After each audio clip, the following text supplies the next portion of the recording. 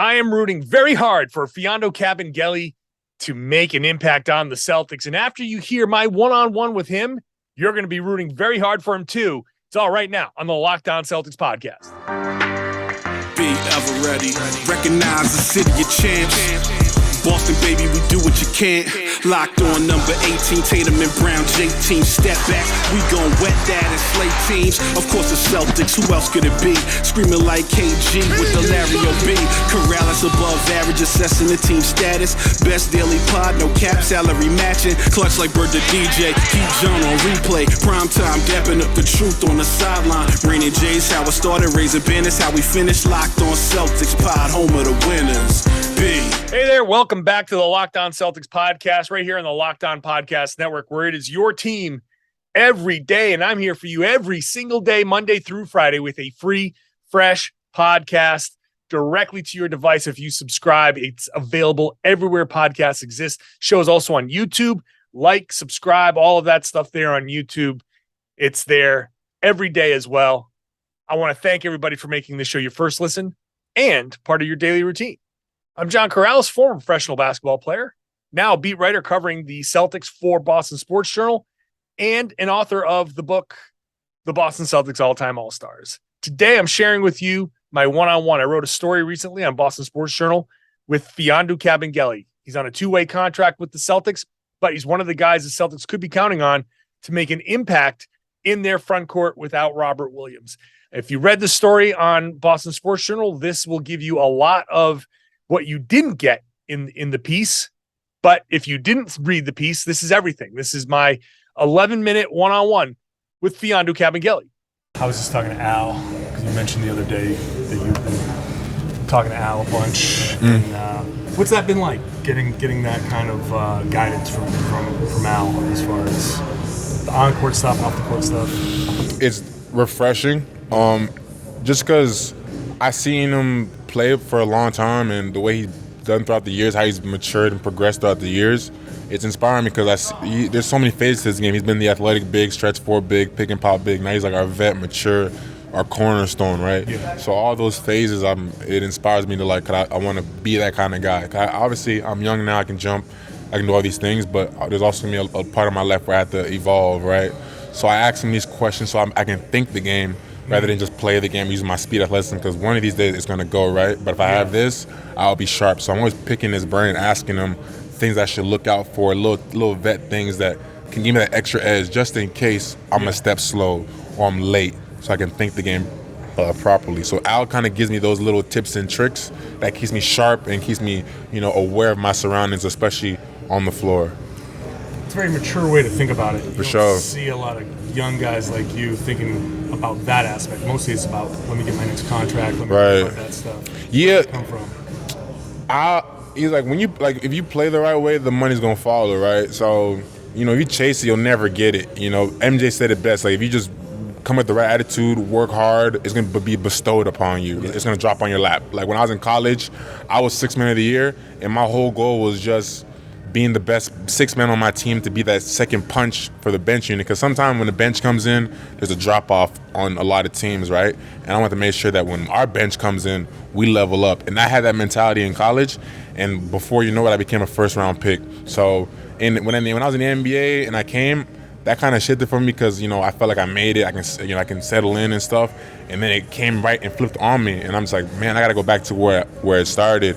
So since coming to Boston, my whole objective really is just to be the guy that brings the energy and that boost, because everyone here is so poised and they understand the game. And sometimes I feel like if I just bring that spark, that with that poisonous and that sense of intelligence, that will just take us to another level. So that's my mentality. Like, when I come in, bring energy, bring that spark. I may not get the ball, but they'll feel my energy and presence, which in turn can energize another guy if he's in a slump, or make I run a little harder on the lanes and stuff like that. And it's all a chain reaction. So that's how I'm coming. So it was almost like a hard lesson for you. Most definitely. Coming out of that first round. Yeah, When I remember one time, I was in RGV, and I really do appreciate my time that I won a championship. I met so many great players, staff. Mahmoud was great to me, the owner.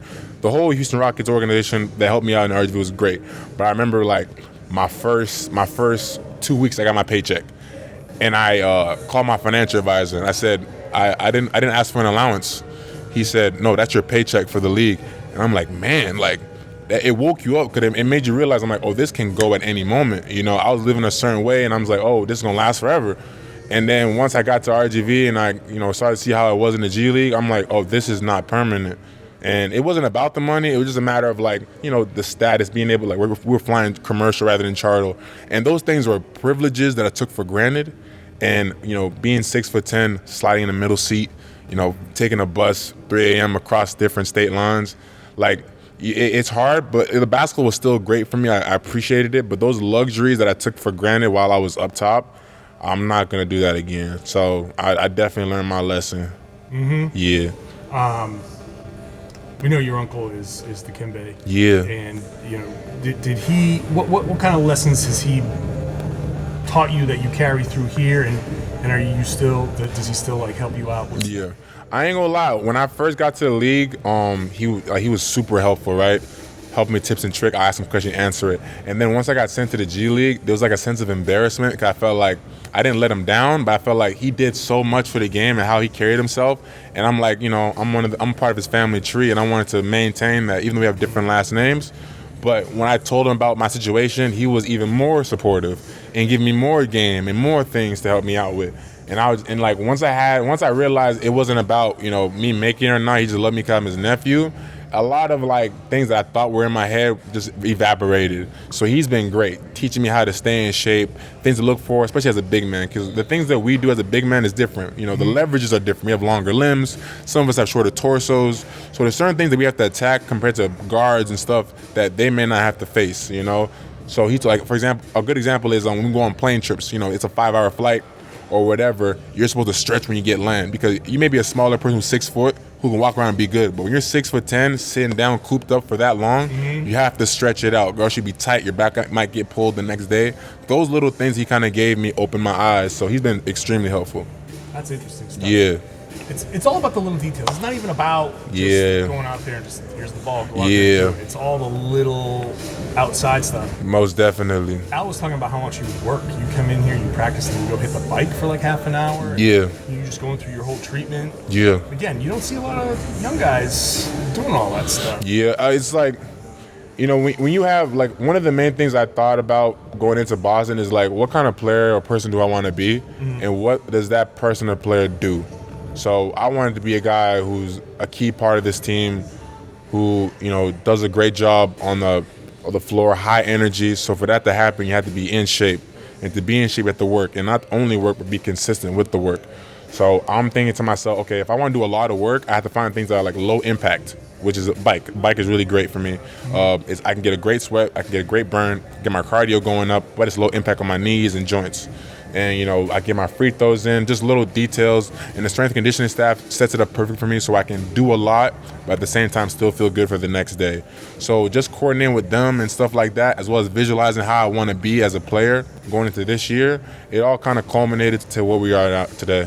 And then I saw you yesterday. Was it yesterday you were out here with Jaylen? Yeah, that was dope. Yeah? Yeah, that was so cool. I was working out with Steve, and we were about to work on like touch shots around the paint, because a lot of times I won't be able to get the lob, right? I might get a slot pass where I have to finish.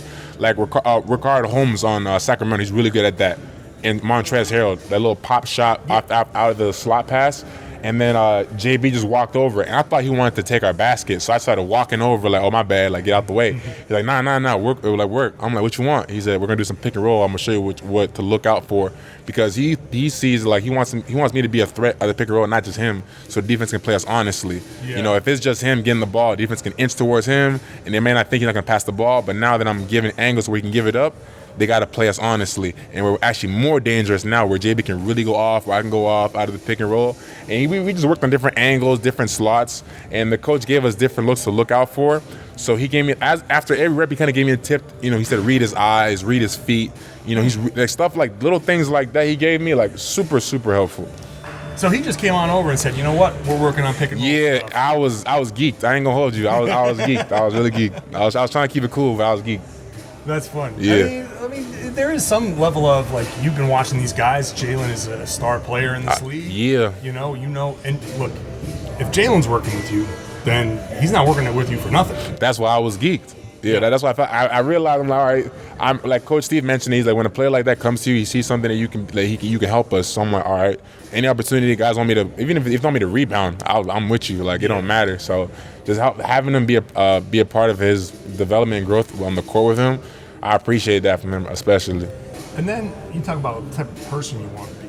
Yeah. Just explain to me what that entails. It's like, I remember when I first got drafted, before I got drafted, right, I thought of myself, I'm going to be the NBA player that does a lot. Like my uncle, he's not only a ball player, he gives a charity, he does all these things, right? But when I got drafted and I was in the league, I settled, right? So I'm like, okay, I can just go to the gym and go home.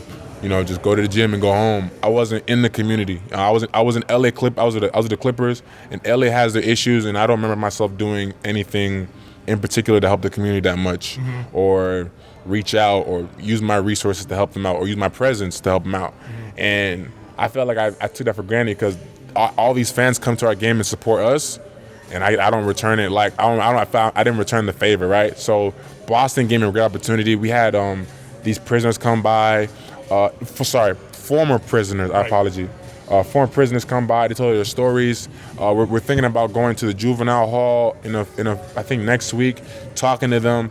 And the Clippers did the exact same thing for me. I just never jumped on the opportunity, right? Yeah. So Boston gave me a chance to like speak to these kids and do stuff. Malcolm wants to start a foundation out here. He's been doing stuff every state he's been on with the Pacers and stuff. So I want to do that as well. Like, those are the things, because I realize, I'm like, it's not about me. It's bigger than me, right? I just put the ball in the hole and rebound. But these fans, go all out just to watch me do this. So the least I can do is, show up and show them some love, So those are the kind of things I want to do as a person. Yeah. And then talking about, have you been to the Congo? No, trip? No, I've never been. I wanted to go, but then I wanted to go the summer after I got drafted, but then COVID dropped, so I couldn't really do nothing. Right. I had the funds to actually do it this time because I was in college. I didn't have that much time. Yeah. So I do want to go this summer, either with NBA, with my family, or with my uncle, whatever is the best situation. Do you think about obviously there's like a war going on back there. There's a lot of hunger and. Do you think about ways to maybe, when you're talking about helping, going back? There's things that go in my mind because, like, I want to help, but I want to make it the most effective as possible. If I just give them a bag of some food or a bag of rice or something, that might last them a week or so. Or if I start a foundation that gives them something, that might last a few months. But it's just, if I'm going to Congo and I'm going to do something, I want something that's going to sustain itself, like something that's self-sufficient. So I've been thinking about it a long time. My uncle done a great job with that, building a hospital. He does all the things that I can't even remember. But I want to find something that can make Congo self-sustainable or help groups of people, become a little more independent. So those are things I'm looking to do. Cool. Yeah. All right, last thing. Not a serious question at all. Yeah. You okay with getting advice from a Florida guy?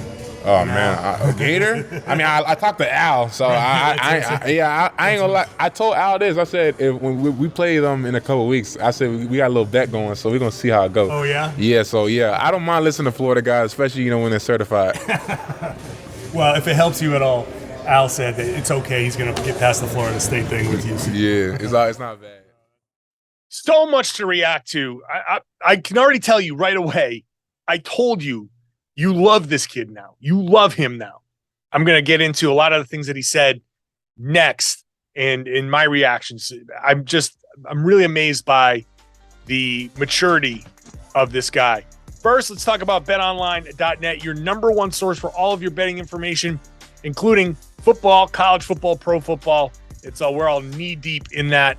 So if you want to get all the latest player developments, matchups, news, podcasts, in-depth articles, and analysis on every game you can find, just head on over to betonline.net. As always, BetOnline is your continued source for all of your sports wagering information, live betting, up-to-minute scores for every sport out there. That includes the NBA, and the Celtics are opening up as 3.5-point favorites right now on opening night against the Philadelphia 76ers. A lot of time before that game, so certainly there's going to be time for that line to move. But right now, Celtics are the favorites on opening night against Philly. You can also get Major League Baseball now that we're in the playoffs, MMA, boxing, golf, any sport that you want. Head on over to betonline.net. You can use your mobile device if you'd like to check out the fastest and easiest way to get all your favorite games and events It's at BetOnline, where the game starts. Please gamble responsibly. Thanks for making Locked On Celtics your first listen every day. I hope you're checking out the Ultimate Pro Basketball Preview. It's a 6-episode extravaganza. The Contenders episode did drop on the Locked On Celtics feed. It featured a few of us, 6 of us. So check that out if you haven't. And if you want to get all of them, all you got to do is go search for the Ultimate Pro Basketball Preview 2022 on your Odyssey app, YouTube, wherever you get your podcast. A lot of fun. All the local experts and NBA insiders from the Locked On Podcast Network and Odyssey. So it's a great way to get yourself ready for the NBA season. So I had my one-on-one with Mfiondu Kabengele. It was a nice conversation there for 11 minutes or so. So much to react to there. So much that is that stands out with Kabengele. The first thing, and he's an older young player. He's in his early 20s. He's 24, but the maturity is very high. Let me start by saying, first of all, when I talk about how happy he is to be there, can you hear it in his voice? Can you hear just how happy he is to be talking to guys like Al Horford and Jaylen Brown? When Jaylen Brown came over, and first of all, Kabengele's like, "Oh, sorry, my bad. I'm going to get out of your way, sir." And JB's like, no, we're going to work on something. I want you to come screen for me. We're going to work on this. And afterwards, Jaylen was asked about that after one of the preseason games. And he said that he wanted to get some work in. Jaylen wanted to get some work in as the pick and roll ball handler. And he turned it into a session. I was standing next to a couple of Celtics executives while that was going on. And one of them just pointed to it and he goes, "Pick and roll school." And that was awesome because it's Jaylen kind of reaching out and giving Kabengele the pointers, the things that he needs to learn and know about angles. And so much of NBA pick and roll, it's so complicated. And I tweeted it out a while back. If you look at my Boston Sports Journal story, I did include the tweet. Just Jaylen teaching angles. You go here, you go there. If you see my defender this way, on a kind of like a dribble handoff, which turns into a screen and roll. If you see my defender going this way, then I'm going to go this way. If you see my defender here, I'm going to go here. Over and over and over again. There are so many reads to make in a blink, and it's boom, boom, boom, boom. It's hard to get it all down. But the lesson is something that will stick with Kabengele, and he's going to run it through his head. And the more you do it, the more you practice it, the more you visualize it, the more you'll say, "Oh, I see this. Boom. Okay." The first few times are going to be slow, but afterwards it's just going to be a little bit faster and a little bit faster and a little bit faster. I don't know how the Celtics are going to use him ultimately. He may spend a bulk of his time in the G League. He may spend a bulk of his time up in Boston. Hard to say exactly. But the more he sees and practices this stuff, the better he's going to get at it. So you can see how happy he is to be getting the advice from Horford, from Jaylen, from everybody.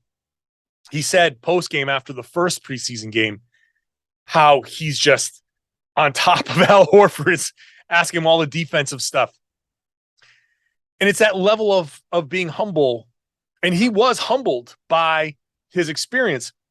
Very candid, very, very candid and honest about getting to the league, being a first-round pick, and feeling like, I got this. Okay, no problem. I got this. I'm in the league now.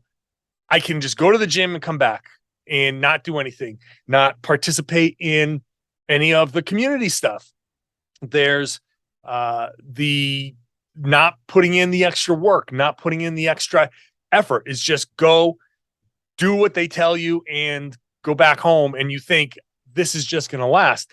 And this is why a lot of young guys flame out. This is why a lot of guys don't make it, because they think, oh, okay, I've made it. Now I'm good. But the competition is always, always, always flowing. That competition is there.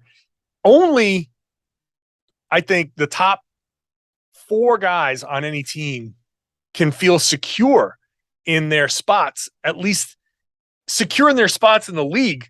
You know, the top, okay, like everybody's starting 5 for the most part, but not even the bad teams. Those starting 5s don't have guarantees. Like there's some bad teams out there. They're going to be starting somebody. You're like, oh, that guy? Really? Okay. So there are only a small percentage of guys who can walk in and be like, yeah, I'm good. And on the Celtics, it's obviously Tatum and Brown and, Smart, Brogdon, Derek White, Grant Williams, Robert Williams, Al Horford. Okay. The Celtics are a really good team, so they have more of those guys. You go to one of the worst teams and that list stops a lot sooner. But even those guys, that you can go from, like, if you're Grant Williams, let's say, and you stop working, you can go from secure to, oh, wait a minute. No, forget it. We're talking about Grant Williams and a 12 to $15 million average annual value contract that he's looking for. And that could be minimum contract in a hurry if he just stops putting in the work, which he doesn't. And that's part of why he's going to get close to that money. So Kabengele, very honest about going through what he went through, going through the G League stuff. I thought the G League anecdote was really great, where he's like, he got the check and he calls his financial advisor and he says, I didn't ask for an allowance. And the guy's like, no, that's your money. That's your paycheck. That's not an allowance, buddy. That's what you live on now. Look, he's very lucky to have gotten big guaranteed money for a couple of years before he ended up getting cut. But that money goes away in a hurry. And he's doing better than most people. But that, again, goes away. And you want to do what you love to do close to home. And his family came over from the Congo and Democratic Republic of Congo, and they settled in Canada. His uncle is Dikembe Mutombo. You heard me ask him about that. And he got a lot of great advice from Dikembe Mutombo. But even so, you don't want to bounce around. This is why guys hold on to these dreams of playing in the NBA. This is why they don't go overseas when, maybe it takes them a year or two longer to make that decision, because they don't want to travel and they don't want to live in a foreign country. And for Kabengele to go through what he went through and now have this opportunity, it's a real lesson that he's very obviously learned. And I don't think he wants to do that again.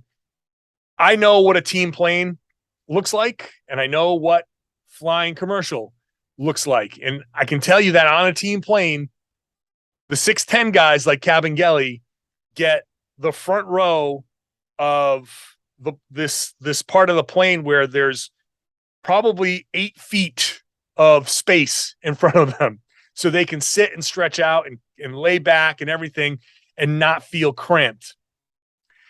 Versus middle seat. Dude, I'm 6'5", and middle seats are killers for me. I don't know how 6'10" dude gets into a middle seat and can fly anywhere. I wouldn't fly Boston to New York in a middle seat. Like, that's just no way. But that's what you got to do in the G League. They don't have a ton of money to spend, and you don't exactly get to upgrade Maybe he can spend some of his money that he made before, or he's on a two-way deal, so he gets $500,000. So he can maybe spend some money if he's playing with the main Celtics to get an upgrade. But a lot of these G Leaguers, you're stuck, man.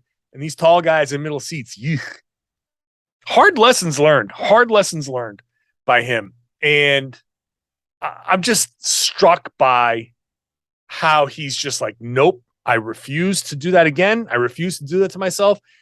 And the whole thing about helping others, mentioning Malcolm Brogdon specifically, mentioning other guys, knowing that he has this opportunity to play basketball in front of 19,000 Celtics fans at the TD Garden, and hearing how they were cheering for him in that preseason game, this notion of giving back, I think he's in a great place when it comes to that.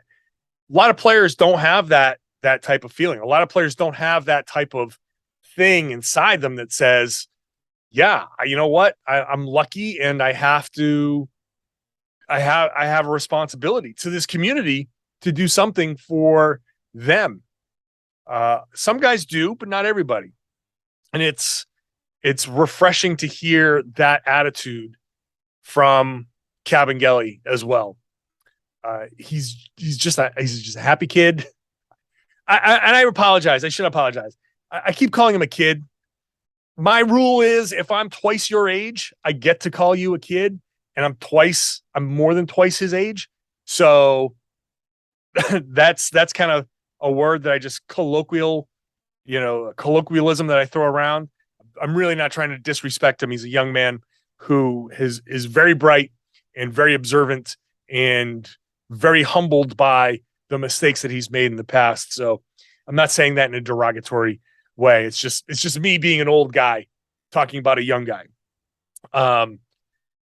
And I can't help but root for the guy. Can't help it, because he's gone through, learned his lessons, and now he's working his butt off to try to apply those lessons, those things that he's learned. The last thing that I wanted to share, which kind of ties us all together, which I didn't get on audio because I'd shut my recording when I was talking to Al Horford. I'd shut that off because he was walking away. And right before he walked through the training room door at the Arbac Center, he said, this guy, Kabengele, he kind of reminds me of Joakim Noah with his energy and the way his energy can impact a game. And I was like, that's saying a lot from you. He was your teammate. You guys won national championships. Like that's saying a lot. And he goes, no, that's accurate. That's accurate that, I see that. So I'm kicking myself for not getting that quote from Al Horford on audio, but I do remember him saying that. And then I didn't get Kabengele's reaction to it because something went wrong with my recording. I don't know why. I don't know why. I had two devices. I had my phone and my recorder, and both were recording. I shut the recorder off, and the phone was still going, but it stopped at a point where I didn't get his reaction. But I can tell you that when I told Kabengele that story from Horford, that his face lit up, he was like, whoa. And to me, that reaction, that he knows what that means coming from Al Horford, I was impressed. I was happy for him. I was happy that Al said something like that. It's really, really cool. I don't know what Kabengele is going to become as a basketball player. He still has a long way to go. He still has a lot of work to do to become a regular NBA player. He's going to put in that work, and I hope that he can do it. And frankly, he's the exact type of guy I would love to see stick around in Boston. It would be great to have him develop to a point to be Robert Williams' backup, because they do a lot of the same types of things on the floor. Just Rob does it a ton better, but Kabengele has similar skill set, just not as good. Can he get to being that good so the Celtics can run these rim runners out there over and over again and just beat other teams down. I'd like to see that happen. If for nothing else, I just want to be able to talk to this guy more often. He's just a good dude, and I'm happy for him. And I hope you enjoyed that conversation. It's a Friday show. The Celtics do play their final preseason game. If you missed yesterday's show, that's where we kind of talked about what we wanted to see in that last preseason game. And then next week, we'll preview the regular season. We'll get the Rainin' Jays back together. Those of you who don't know the Rainin' Jays, it's me, Jay King, Sam Jan Packard. Jay and Sam do the Celtics podcast on The Athletic. So they left to go do that. And now I've had this show on my own for a while now.